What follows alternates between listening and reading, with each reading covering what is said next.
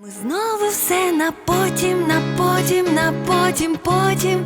І поруч пройшов потяг, а в ньому не ми.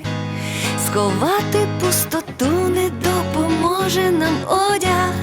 А може, ми забули, як то бути людьми. Тож